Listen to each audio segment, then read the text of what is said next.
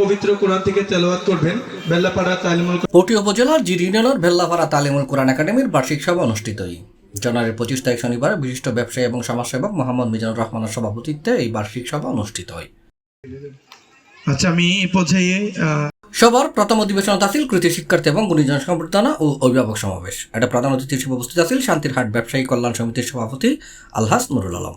স্থায়ী ক্যাম্পাসের জন্য একটা যে জায়গা নিয়েছে, এটা প্রধান আলোচক আছিল খলিলুর রহমান ডিগ্রি কলেজের অধ্যক্ষ মোহাম্মদ আবু তৈয়ব। উদ্বোধক আছিল পটি উপজেলার সাবেক উপজেলা ভাইস চেয়ারম্যান ও বিশিষ্ট সার্জারি বিশেষজ্ঞ মোহাম্মদ এমদাদুল হাসান। এছাড়া উপস্থিত আছিল মাদ্রাসার প্রতিষ্ঠাতা পরিচালক মোহাম্মদ আরিফ উদ্দিন সহ এলাহার আরও মান্যগণ্য ব্যক্তিবর্গ। এমন একজন মানুষ আজকে একজন না। পরিশেষে আশরাফিয়া কাসেমুল উলুম মাদ্রাসা হাটহাজারী চট্টগ্রামের পরিচালক মাওলানা মোহাম্মদ আব্দুস সাত্তারের আখিরি মোনাজাতের মধ্য দিয়ে মাদ্রাসার বার্ষিক সভা সম্পন্ন হয়। কর্তৃক আয়োজিত আজকের পুরস্কার বিতরণী সভা এবং অভিভাবক সমাবেশের আজকের এই সভার সম্মানিত সভাপতি, শান্তিরহাট ম্যাটারনিটি হসপিটালের ব্যবস্থাপনা পরিচালক। আসসালাতু ওয়াসসালামু আলা রাসূলিল কারীম।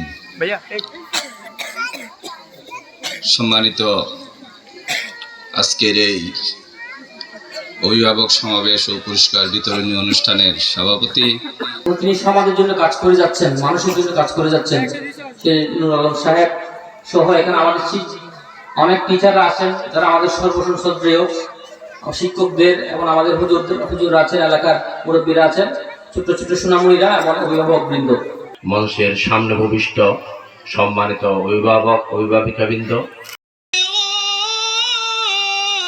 C plus TV, Chittagong.